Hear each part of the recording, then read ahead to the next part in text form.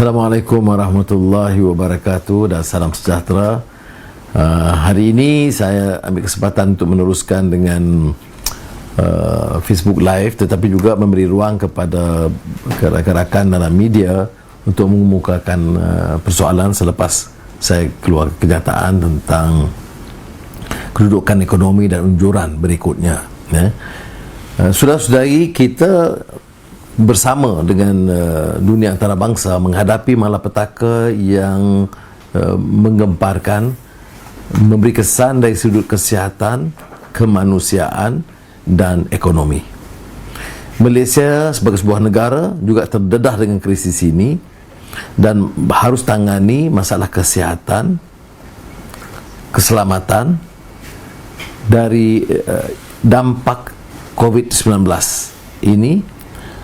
Dan tentunya ada keterbatasan kerana kita juga terdedah dengan perkembangan dan kemajuan langkah-langkah yang berlaku di masyarakat antarabangsa.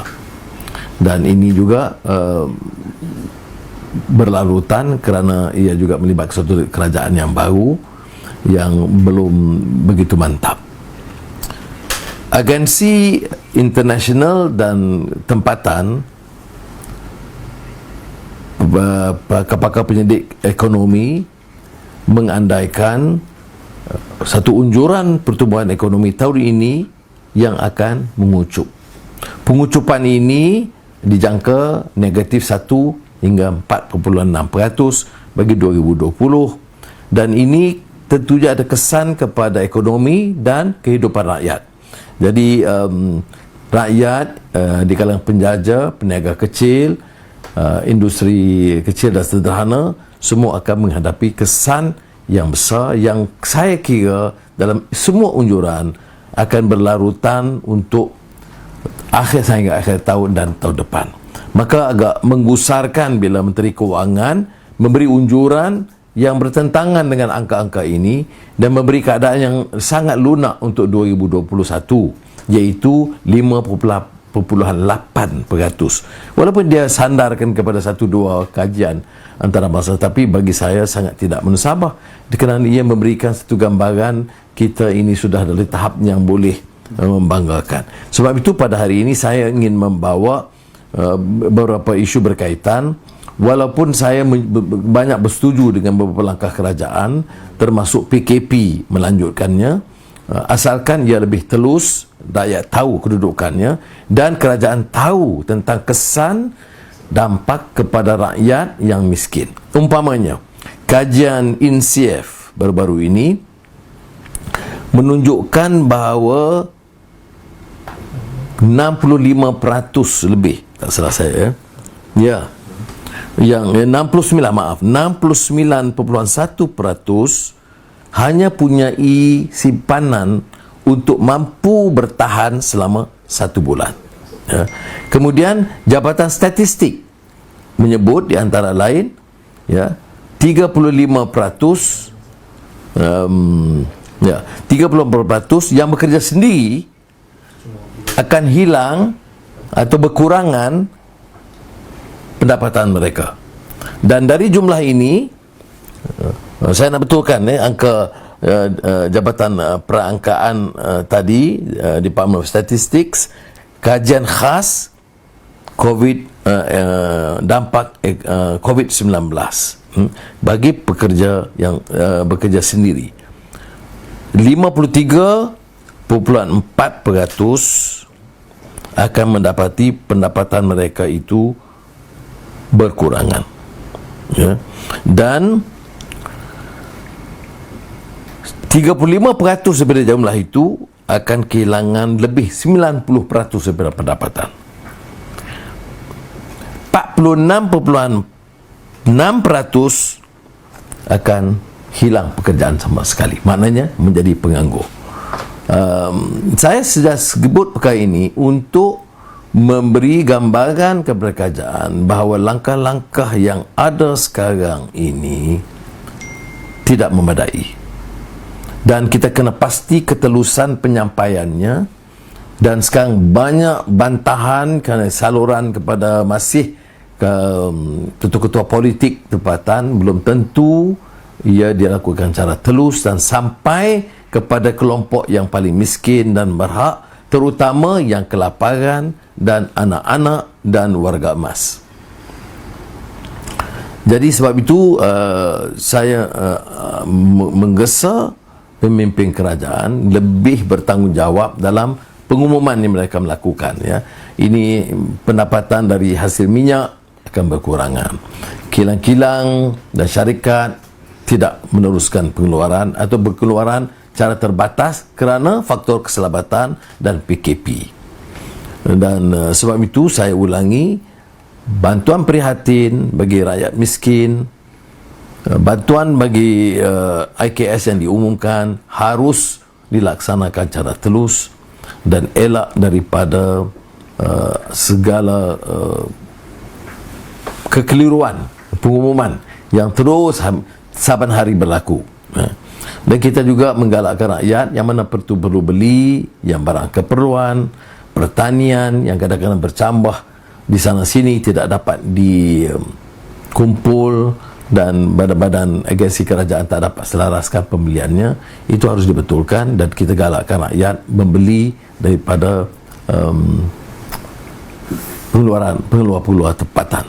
Jadi saya harap ada langkah-langkah ini diambil, dan ini terkait dengan tuntutan kita untuk mengadakan sidang khas, ya, itu untuk memastikan hal-hal yang sedemikian ini dipatuhi. Bukan sidang khas untuk bahas soal politik, tetapi soal keselamatan, kesihatan dan kemanusiaan. Ladies and gentlemen, the world remains in the midst of a historic health, humanitarian and economic crisis. Malaysia's exposure to the crisis is significant in terms of the health and safety of our population, the impact of COVID-19 virus on our highly globalized economy, as well as the political uncertainty which arises from a new government taking power in March. Local and international agencies and economic groups have projected a contraction of our economy ranging from -1% to as much as -4.6% in 2020. This dramatic reversal of our economic growth necessitates two measures. Firstly, an honest characterization of the problem by the government, and secondly, dramatic and unprecedented measures to support the local economy, particularly the vast majority of Malaysian citizens and small business owners who do not have the savings to survive this downturn.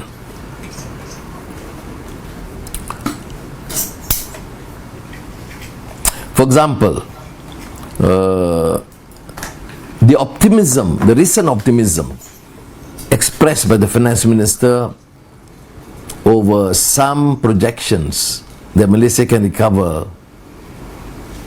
up to 5.8% growth in 2021 is troubling, unrealistic and misleading in the light of the fact that we still do not know the full extent of the COVID-19 crisis impact, which it will end and how it will impact all the economies which are linked to ours. For example, the MCO, which we support, the decision of the government, will last at least 6 weeks and possibly longer. We know that a substantial majority of Malaysian workers have less than 1 month of savings to endure this period of hardship, according to a report from INCF. According to the Department of Statistics, 35% of those self-employed will lose at least 90% of their income, and then another 46% will lose their jobs entirely. I'm concerned, of course, that the stimulus package spending which has been announced to date does not adequately meet the gap in earnings to protect the most affected population from food insecurity and starvation, especially the children. During these times, effective leadership means managing the crisis with an honest appraisal of the problem, absent problem of sugarcoating and selective presentation of the data. When I look at the sum total of data about Malaysia's exposure to COVID-19 crisis, in particular our exposure to falling oil and other commodity prices, the ongoing impact of COVID-19 to our most important trading partners including China, the United States, as well as our friends in ASEAN, and the global impact of COVID-19 on tourism and trade, I urge our leaders to be more realistic in their pronouncements. Furthermore, with the extension of MCO, which we support, I call for transparency in the disbursement of the Perhatian funds to poor Malaysians and small and medium enterprises which are facing a historic struggle. Enough of this political plundering, because there are still many in the poor category that have been complaining and clamoring for support. And I must thank at this juncture the enormous support by civil societies, mosque committees, religious associations and individuals in taking their effort to support and complement the government on this. I call Buy Malaysian campaign to assist local businesses as much as possible in weathering the storm of this economic crisis and to amplify the impact of the economic stimulus. Lastly, I propose new extraordinary measures to be put in place to protect individuals and businesses from the B40 group from suffering the impact of bankruptcy during this period until such time that the economy begins to regain its footing. It is in this context that we have been calling for a special emergency session of Parliament to deliberate on these issues and to have a common, to support measures that would be able to redeem some of the problems that we have been facing in the last month. Thank you. Ada soalan? Ada time lapse sikit.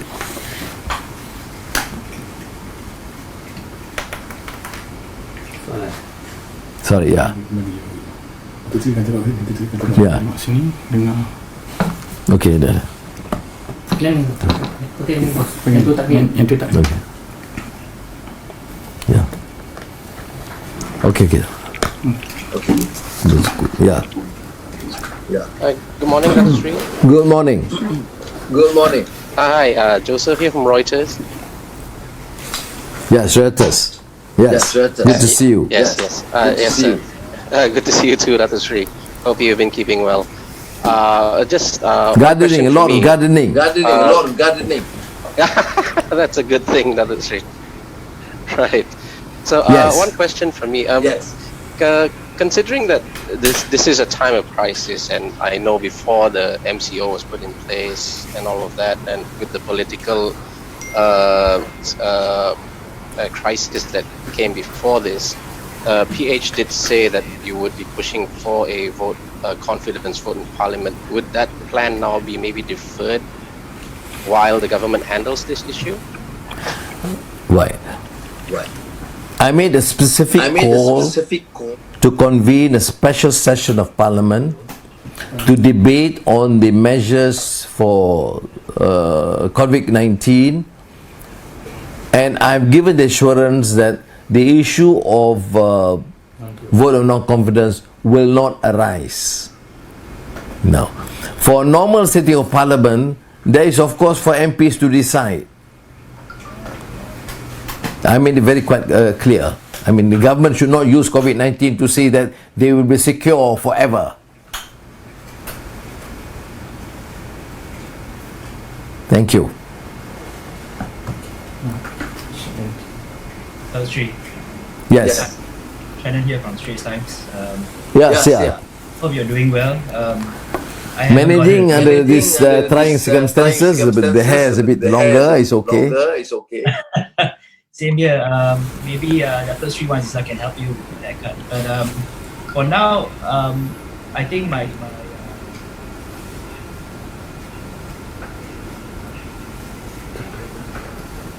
motion, and you said that that will be set aside for now. But still, you also mentioned in your speech extraordinary measures that need to be taken to tackle what is happening now. Now, one of the issues, I think you are a former finance minister, you're familiar with this. The government cannot borrow to finance operating expenditure. It can only borrow to finance development expenditure.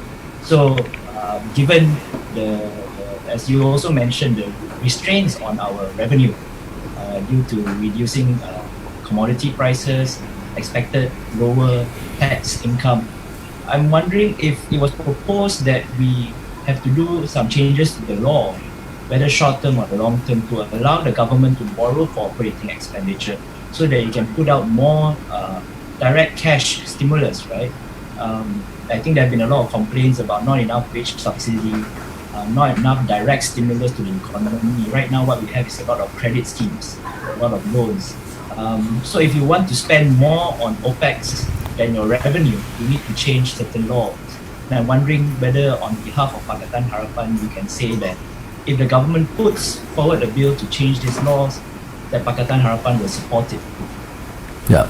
Now, specifically on the issue of the government proposal, if it comes to change the law to allow for operating expenditure, development expenditure, the cost, at least to allow for a space to help appease the problems of the poor, we are of course open. But prior to that, the government must take effective measures to ensure that there is no waste. You can't be appointing, now more than 70 cabinet ministers and deputy ministers, then JLCs with all the perks. They have to stop this nonsense and excesses. We are now living at almost an economic emergency situation. You want to move a motion which is basically to deal with an emergency situation, allowing for the funds to be disbursed not according to normal financial rules. I'm open to that. I'm supportive of that. But stop all these excesses and exorbitant spending, excesses, and which is still continuing in this country. So I think, to be fair, the government must first take these measures, and if they want, they do this, come and discuss with us. I'm open. I mean, be very frank with you. The national interests, the interests of the poor override or supersede all other political considerations. That assurance is clear, unequivocal. Thank you. Yeah, Annabella, I can't see you, unfortunately. No lah, I think I rather just use voice today. All right. Okay, but I have a few questions. On this, while the government is dispersing, BPN and Prihatin and everything, we also see a lot of GLCs having a lot of changes in GLCs at this time. So I was just wondering, yesterday one of the ministers mentioned that MPs who do not hold positions, they will be given positions to lead GLCs. So, as a former finance minister, do you think this is the right time to do something like this? Is this a wise move? Is this going to help the country overcome, the economic carnage of the virus? Yeah. You see, this is the problem with this leadership. There's no central coherent message. You talk about helping the poor, you talk about the economic hardships, at the same time you talk about protecting the interests of your MPs and your cronies. Okay? And this has to stop. I mean, I am of the view that if you have one or two MPs with exceptional credentials, impressive credentials, then okay, that can be considered, and I don't think it will become a major issue.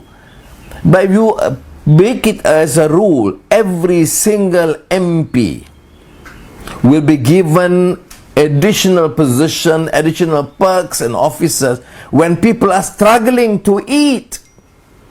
This is to me a crime. And therefore we will oppose this.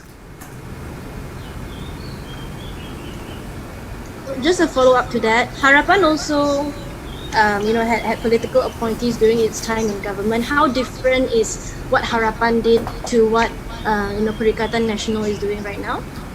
I'm not here to defend any excesses, Perikatan or Pakatan or Barisan Nasional or whatever, but to do justice, you get the facts right. There were many professionals with impressive academic and professional credentials given tasks and offices, and we did not make it a rule that every single MP or appointee must be political in nature. So although we can be questioned in some of these decisions, but certainly the excesses that you propose, I mean the government proposed now, is unprecedented and indefensible.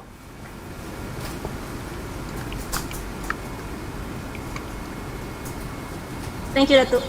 Thank you. Alright? Ada yang tulis yang do you have questions? Soalan di Astro Wani. Yes. Government does what you suggested, that they stop all the leakages and the wastages.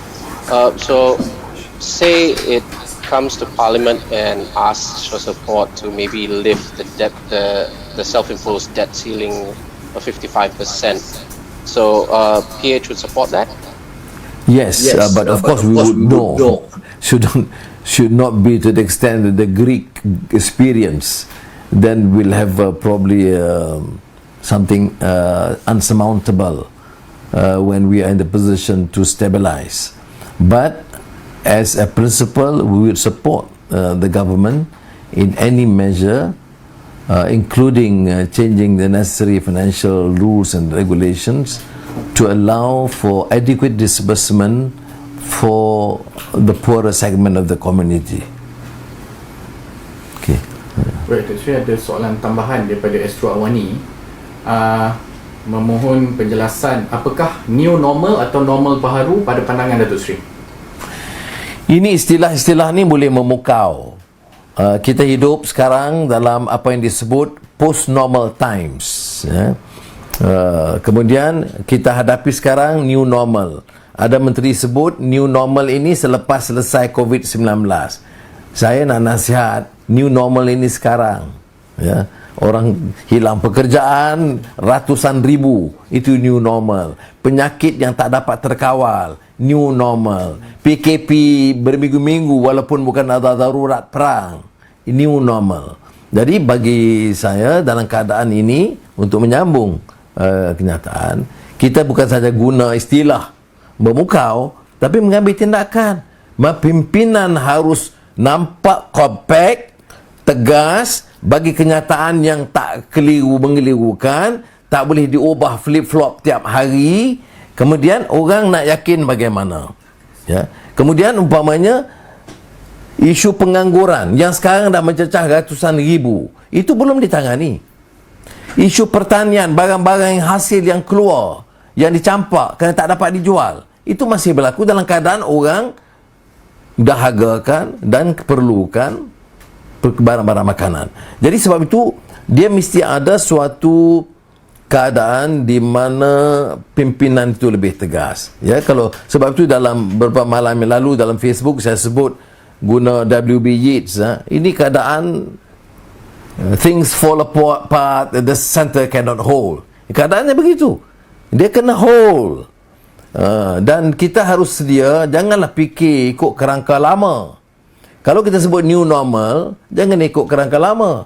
Nak tolong, fikir syarikat besar dulu. Syarikat kroni, konglomerat besar. Yang bawah ratus-ratusan ribu tu, kamu tunggu dulu. Ini bukan new normal. Ini yang saya juga ulang apa yang pernah saya sebut dulu. Bila kita ada krisis, ada peluang untuk perbaiki. Dia sebut Joseph Schumpeter, ya, gale of constructive destruction. Memang yang lama tu terpaksa bubar, dirongkai dan dibina yang baru. Baik. Baik. Soalan yang kedua, Datuk Seri, sekiranya Datuk Seri adalah Perdana Menteri pada ketika ini, apakah yang akan dibuat sekarang bagi mendepani wabak COVID-19? Saya bukan Perdana Menteri, saya dah cadangkan. Ini cadangan saya. Sidang Parlimen yang khas, bincanglah dengan semua. Dah kata kita tak politik. Janganlah musuh politik. Janganlah ambil ada umpamanya Timbalan Menteri tak pernah dengar pun. Tak pernah ada satu kenyataan pun. Apa kerja dia? Atau jentera politik dia di tiap daerah dan kawasan parlimen untuk bahagi dan potong musuh-musuh politik dia. Ini kerja haru biru, ya. Ini kalau tanya saya, Tan Sri Muhyiddin, pasukannya, betulkanlah keadaan begini. Kalau cakapnya kita tumpu ekonomi dan rakyat, tak ada politik. Tapi JLC semua orang kita. Jadi nggak habis. Okey. Dan yang ketiganya, Parent Action Group for Education PAGE mendesak kerajaan untuk menangguh peperiksaan SPM dan STPM. Dan kalau kurikulum sekolah tak dapat diikuti ataupun dijalankan ikut jadual, itu harus dipertimbangkan. Semalam saya cadangkan dalam isu online, e-learning, broadband, kemudahan yang ada ini, kita harus tingkatkan usaha. Ya, universiti, di mahasiswa itu mesti diberi tugas. Kalau tak dapat online, umpamanya kerana dia duduk di kawasan-kawasan pedalaman, maka harus bagi assignment. Dalam 2 minggu siapkan kertas. Jangan lepaskan keadaan seperti ada sekarang. Begitu juga pelajar-pelajar. Kalau pelajar di bandar, saya lihat banyak sekolah, dan ini saya hargai guru-guru, ya. Kadang-kadang kita terima kasih kepada kesihatan, keselamatan, bomba, tapi ramai guru yang terus berkhidmat seperti biasa. Cuma penembusan kemudahan internet dan mobile ini tidak ke semua pelajar. Jadi saya setuju kalau hal ini tak dapat ditangani, beberapa ujian terpaksa ditangguh. Tetapi penangguhan itu bukan penyelesaian. Mesti ada tindakan segera untuk memastikan ditingkatkan program pendidikan di sekolah, college, universiti. Boleh cuti, boleh di rumah, boleh di college, boleh di universiti, tapi pelajaran mesti diteruskan. Saya sekarang di rumah, buku banyak yang belum selesai ditelaah. Itu sebagai satu homework juga. Terima kasih sekali lagi. Kita jumpa. Satu lagi soalan, How concerned are you that the MCO will be extended beyond April? Now, I normally am being very circumspect in my comments on MCO out of respect to the health authorities and security concerns. I think assuming that things are done in a transparent manner, professional and responsible manner, which many officers seem to show, I am supportive. My concern is the impact, the negative impact in terms of the sufferings of the poor. I'm talking from practical experience. I'm monitoring daily the development in Port Dickson, for example, and even in my area in Segambut Dalam. Some people are having real serious difficulties. So we have, for example, some part of the education from the government, but part has to be the responsibility of families taking care of their neighbors, which we are trying to do to reduce or help some of the problems. So thank you very much again. Okay.